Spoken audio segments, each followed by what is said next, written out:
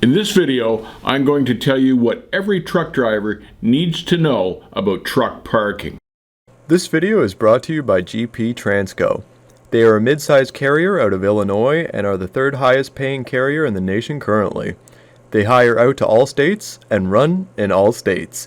If you want to get paid well and be treated with respect, check them out at their website at gptransco.com or give them a call. The highest percentage of crime inflicted against truck drivers is when they're parked. It's when they're the most vulnerable and exposed. Look at the cases of Eric Boglin and Jason Rivenberg, probably the two famous cases of guys that were forced into bad parking decisions and it cost them their lives. And that brought about Jason's Law in 2012, which was really Congress mandating about $6 million to help aid the parking situation for truck drivers. But it was a drop in the bucket, and I honestly tell you, I never did see the effects of that $6 million. I don't know whether they built a couple parking areas down where Jason was killed in South Carolina or not, but I never saw the effects of it. The bottom line is we need a whole lot more parking, and you've got to protect yourself. You've got to make your own parking decisions. You can't rely on anyone else to tell you where you're going to be able to land and where not. It's up to you, and I'll get back to that a little later. I've got a story about that. And both Eric and Jason were turned away by their customers. They thought that they would park at the receivers, and at both times they were turned away from the docks to park off the property somewhere, and that's how they got hurt and killed. So bear that in mind, and we'll talk about that again later in a minute. But bottom line is, you've got to protect yourself. This job does not pay enough. No load pays enough. No career is worth your life. So you've got to protect yourself. You can't rely on anyone else to help you do that. It's your call completely. So, number one, the best defense for arranging safe parking for yourself is to trip plan, look at where you've got to go, and pick a safe spot to land well before you get there, because for a number of reasons. You don't want to run out of hours hunting for a parking spot. You want to land early enough that you get a good spot. You want to land outside of the city you're delivering, because it's much safer at a big truck stop outside a big city than going right into the big city and parking. Even if it's a big truck stop in there, they're not always that safe. What I like to do, I find a well-lit spot right at the back, and I nose into the spot. Now, I've heard a lot of guys have a problem with that. They have an issue with that, and they say it's too tough to back out in the morning. My gut reaction to that is, if you can't back out of a parking spot, maybe you shouldn't be driving a truck. But if you're at the back of the lot, there should be less traffic going back through there. You should have a little more room. So it works for me. Now, company guys don't really care, because if somebody backs in beside them and wipes out their rad, the company guy just puts up his feet and calls the company, I guess. If you own the truck like I do, you can't afford to have someone take out your rad in the middle of the night while they're trying to back in, because it's thousands of dollars of damage. It's downtime. But if you nose in and they hit the back end of your trailer, at least you can still go deliver your load and you can still get home.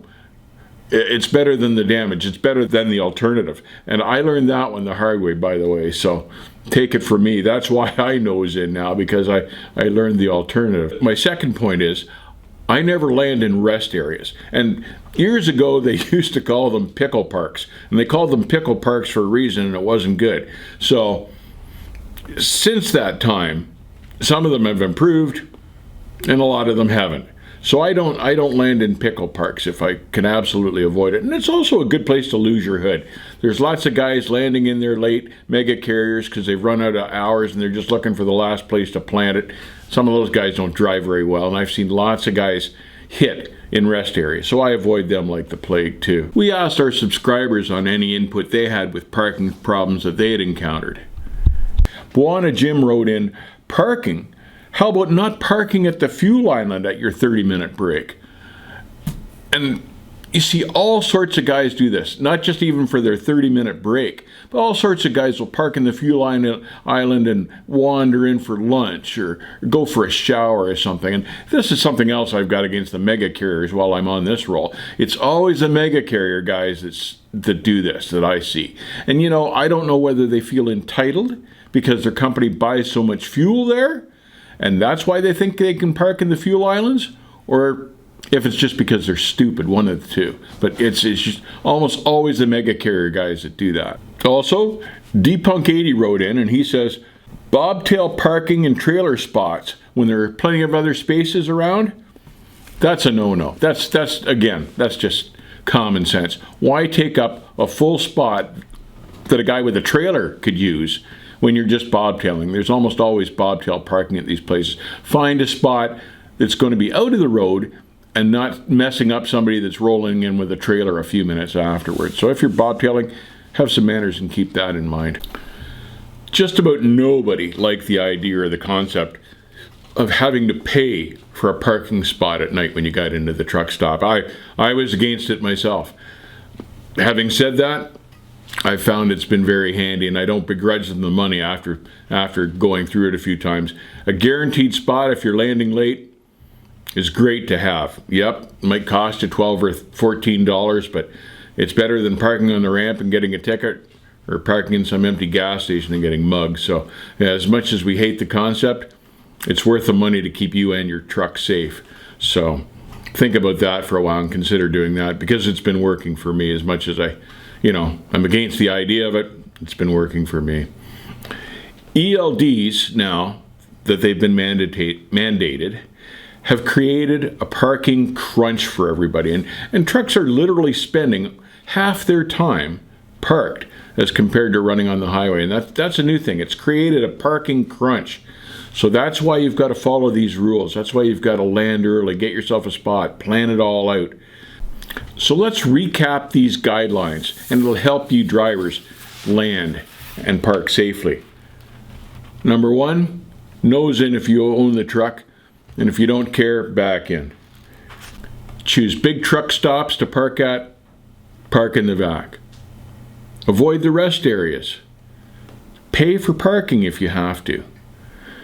Don't park at the customers unless you've been there before, you know they'll allow it, and it's a safe place to park. Don't make the same mistake as Eric and Jason made, because those guys were forced into that situation. The receivers wouldn't let them park on the property, and that's how they got into trouble in the first place. You've got to stay safe out there, guys, and it's up to you to do so. Now, let me tell you a story.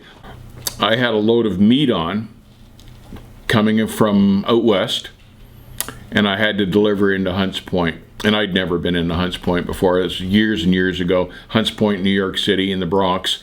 It was my first time in there ever.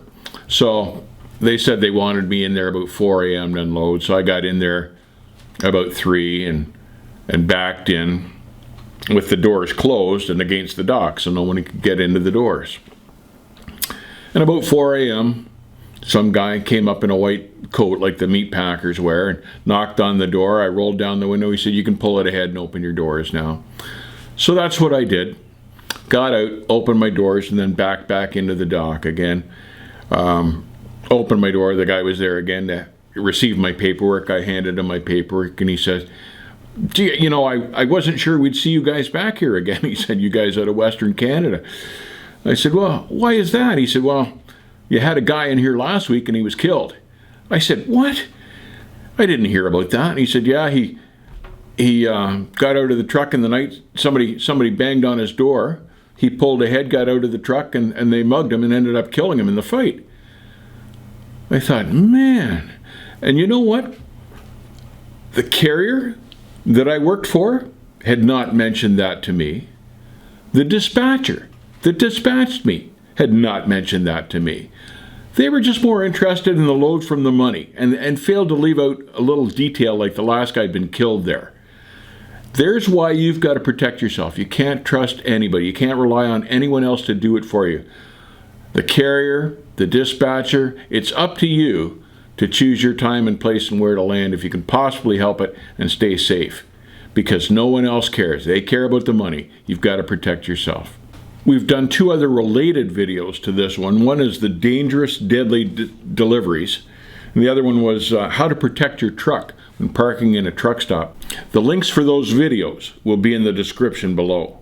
Keep the rubber side down, take care of yourself, be careful, because I want to see you on the back home. Take care.